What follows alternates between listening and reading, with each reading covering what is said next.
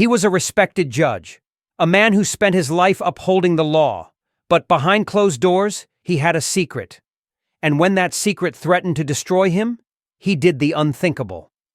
19-year-old Emily Carter was found dead in a remote park. All signs pointed to a cover-up. The truth? A powerful man desperate to erase his mistakes. A crime of passion. A desperate cover-up. And a detective who refused to let justice be buried. The shocking case of Judge William Harrington.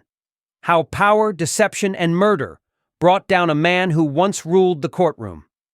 It started with a missing person report. The mother of 19-year-old Emily Carter walked into the police station one afternoon, her face pale, her hands shaking.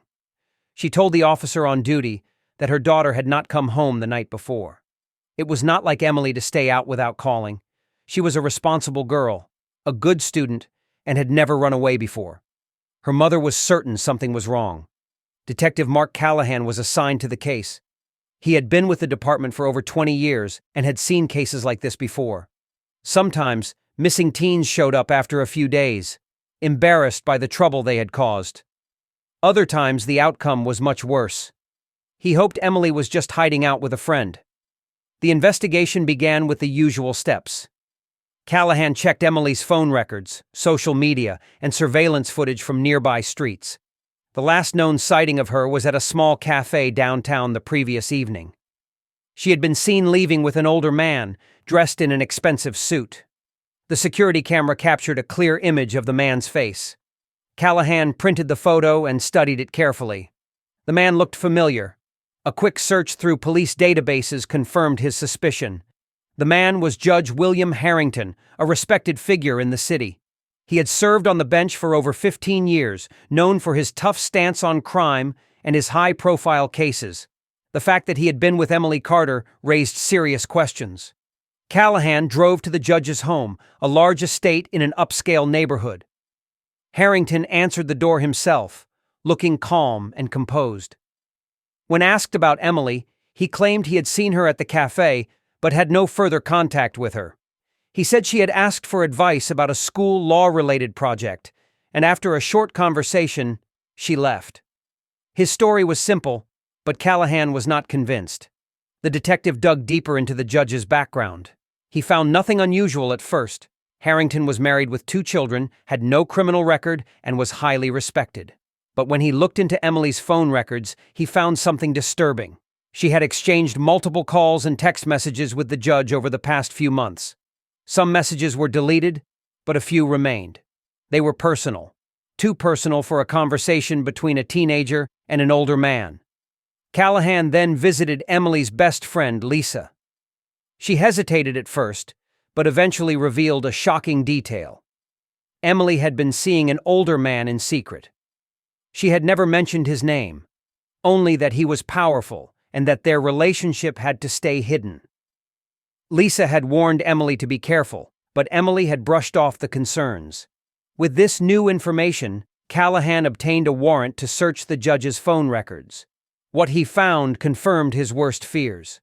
The judge had been communicating with Emily late at night, sending messages that suggested more than just a friendship. It was clear that something inappropriate had been happening. The case took a darker turn when a call came in from a park ranger on the city's outskirts. A body had been found near a wooded trail.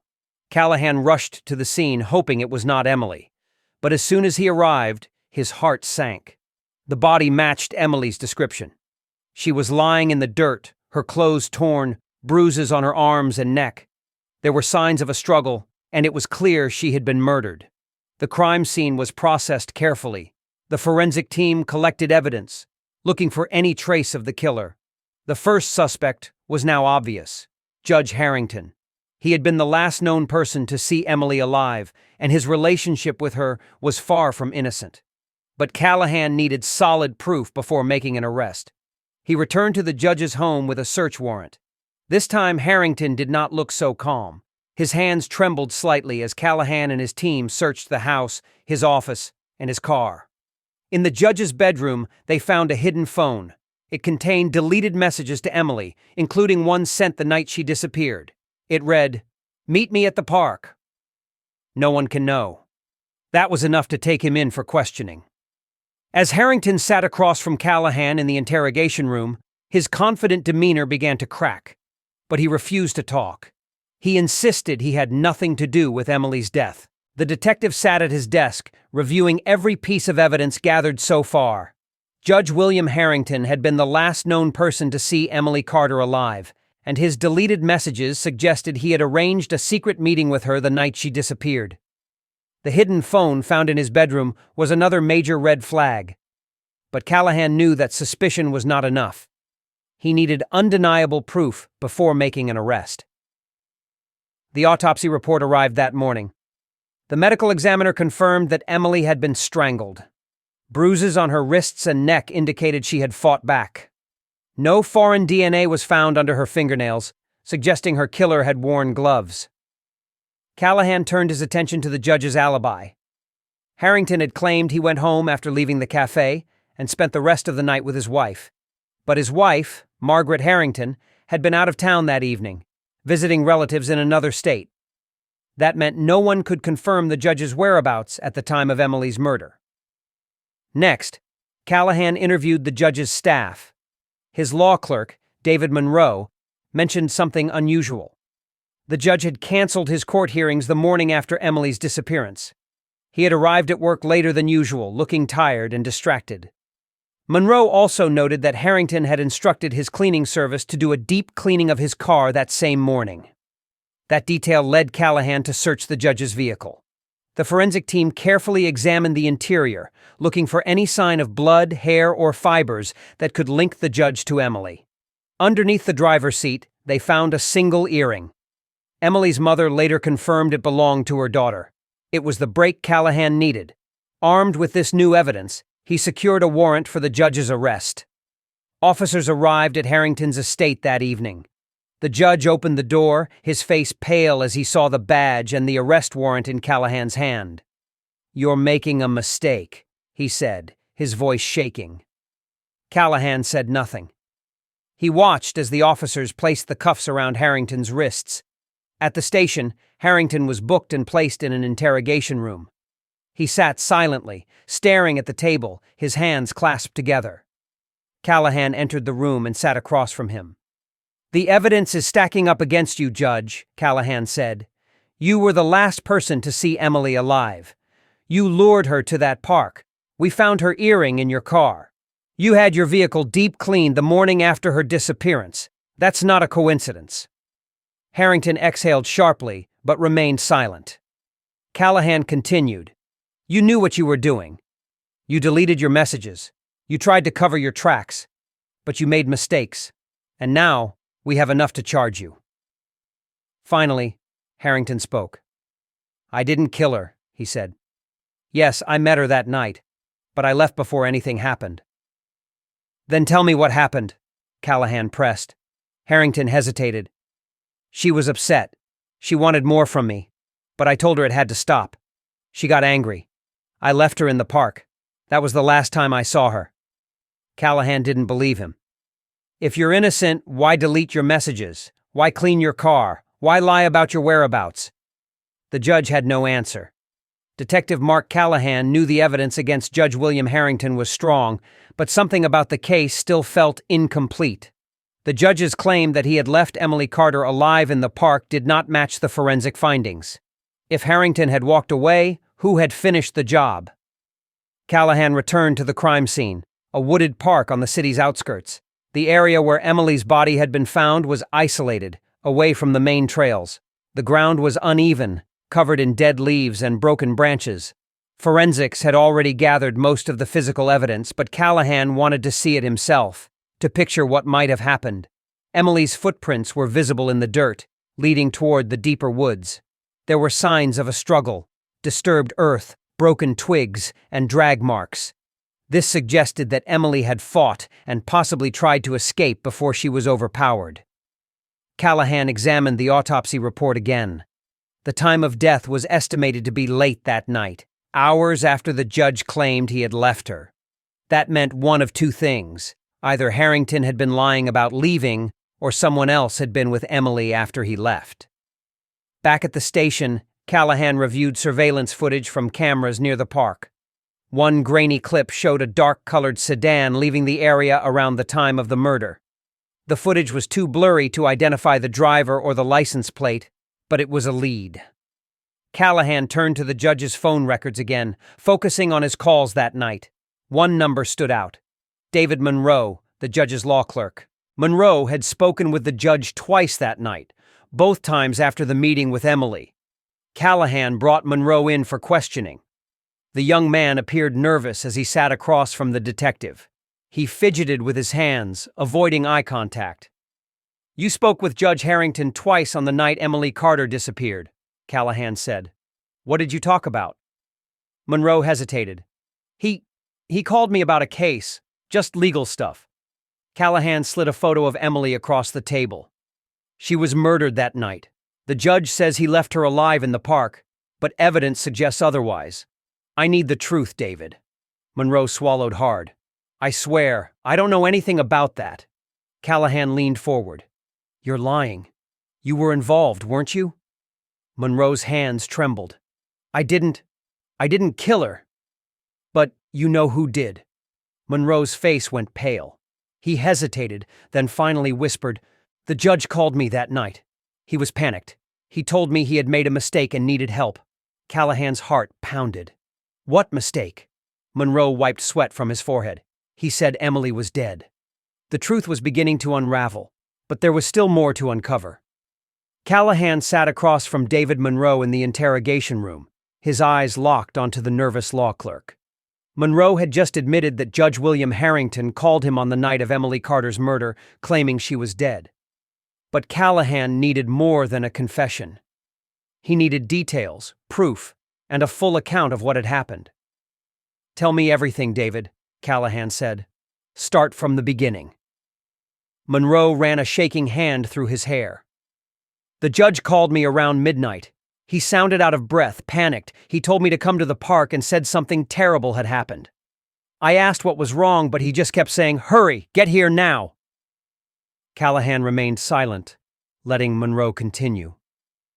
"When I got there, I found him standing over her body," Monroe said, his voice trembling. "She was lying on the ground, not moving. He kept saying, 'It was an accident.' She wouldn't listen. I didn't know what to do. I told him we had to call the police, but he said no. He told me no one could ever find out." Callahan narrowed his eyes. "So you helped him cover it up?" Monroe nodded, shame evident in his face. "He made me. He said if I didn't help, he'd make sure I lost my job, my career, everything. He told me to get his car and help move the body." Callahan felt a wave of anger rise in his chest. "Where did you take her?" "The judge said we had to make it look like an attack," Monroe said. "We carried her deeper into the woods. He told me to rough up the area so it seemed like she was ambushed. Then he wiped down her body for fingerprints and threw her phone into a river on the way back." Callahan took a deep breath. "And the earring we found in his car?" Monroe hesitated. "That was a mistake. It must have fallen when we moved her. The pieces were falling into place. The judge had not simply walked away from Emily that night. He had killed her. Whether it was intentional or not, he had panicked and dragged Monroe into the cover-up." "You realize this makes you an accomplice," Callahan said. Monroe looked down, his voice barely above a whisper. "I know. But I didn't kill her. I was scared." Callahan stood. "This isn't going away, David. The judge tried to erase what he did, but now we have the truth.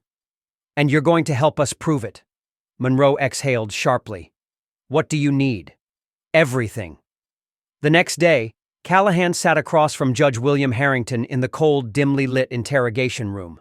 The once powerful man, who had commanded respect in the courtroom for decades, now sat hunched over, his hands shaking. His neatly combed hair was disheveled, and his suit was wrinkled. The weight of his crimes had finally caught up with him. Callahan placed a thick folder on the table. "We have enough evidence to convict you," he said. "The earring in your car, the blood traces, Monroe's statement, it all points to you. It's over." Harrington exhaled slowly, his eyes fixed on the table. For a moment, Callahan thought he would stay silent. But then the judge spoke, his voice barely above a whisper. I never meant to kill her. Callahan leaned forward. Then tell me what happened. Harrington swallowed hard. She wanted more, he said. She wasn't content with secrecy anymore. She said she was tired of being hidden, of sneaking around. That night she told me she was going to expose everything. Our relationship, the messages, the gifts. She said she didn't care what it did to my reputation. His voice cracked, but Callahan remained silent, letting him continue. I tried to calm her down, Harrington said. Tried to reason with her. I told her she didn't understand what she was doing, but she wouldn't listen. She kept saying she was done playing by my rules. He took a deep breath, his hands gripping the edge of the table. Then she said something that made me snap. She told me she had already told someone about us, that it was too late to stop her. Callahan studied him. Who did she tell? Harrington shook his head. I don't know if it was even true. Maybe she was just trying to scare me. But at that moment, I lost control. I grabbed her and told her she couldn't do this. She tried to pull away and started screaming. His voice became strained. I put my hands around her throat to make her stop, to make her listen. I didn't mean to kill her. I just wanted her to be quiet. A heavy silence filled the room. She went limp, Harrington said, his eyes distant. 1 second she was fighting, and the next, she wasn't moving at all. Callahan kept his expression unreadable. And then what? Harrington let out a bitter laugh. I panicked. I checked for a pulse, but there was nothing. I sat there for what felt like hours, trying to make sense of what I had done. He shook his head. Then I called Monroe. I told him I needed help. Callahan nodded slowly. He already knew Monroe's role, but hearing it from Harrington confirmed everything. Why involve him? Callahan asked. Because I couldn't do it alone, Harrington admitted. I needed someone to help me clean up the mess. He didn't want to, but I forced him. Told him if he didn't help, I'd make sure his career was over before it even started. Callahan let the silence stretch. Then he asked, If we hadn't caught you, how long would you have kept lying? Harrington's face twisted with regret. As long as I had to. Callahan stood. Well, it's over now. Harrington nodded, defeated. He had confessed, but it wouldn't save him. The evidence was strong, and now his own words sealed his fate. Emily Carter would never get justice in life, but in death her truth had finally been heard. Judge William Harrington had confessed to the murder of Emily Carter, but Detective Mark Callahan knew the case wasn't finished yet. A confession alone wasn't enough. Prosecutors needed to ensure there were no loopholes the defense could exploit. Every detail had to be airtight. The next morning, Harrington was officially charged with first-degree murder, obstruction of justice, and evidence tampering. He was denied bail, and the news spread quickly. The public was shocked that a respected judge, a man who had sentenced criminals for years, had become one himself. As Callahan reviewed the case files, he thought about how everything had unraveled. Emily had been a secret the judge wanted to bury, and when she refused to stay silent, he silenced her forever. But in the end, his desperation to cover up the crime had only made him more guilty. David Monroe, the judge's law clerk, was also charged, but with accessory after the fact. Since he had cooperated with the investigation, prosecutors agreed to a plea deal. He would serve a reduced sentence in exchange for his testimony against Harrington. The trial was set to begin in a few months, but the evidence was overwhelming. The judge's confession, the forensic proof, Monroe's testimony, and the digital records all pointed to one undeniable truth. Harrington had murdered Emily, and he had tried to erase every trace of her. When Callahan finally closed his file on the case, he felt a strange mix of emotions. Justice had been served, but it would never bring Emily back. The judge would spend the rest of his life behind bars, his reputation destroyed, his legacy gone. Callahan had seen many cases over the years, but this one would stay with him.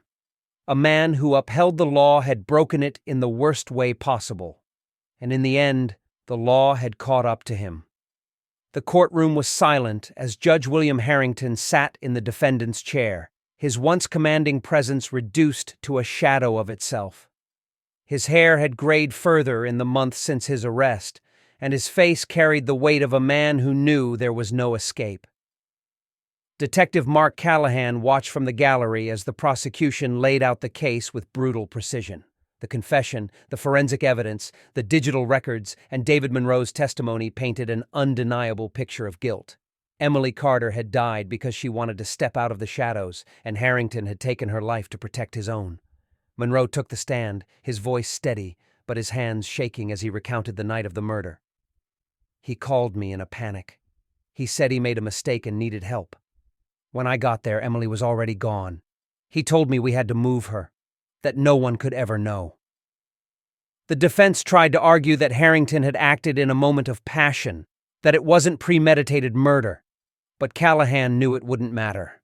The judge had strangled Emily, erased evidence, manipulated Monroe, and attempted to flee the country. His actions after the crime sealed his fate. When the jury returned, the courtroom held its breath. We, the jury, find the defendant guilty of first-degree murder. Harrington didn't react. He simply closed his eyes. His fate had finally been decided.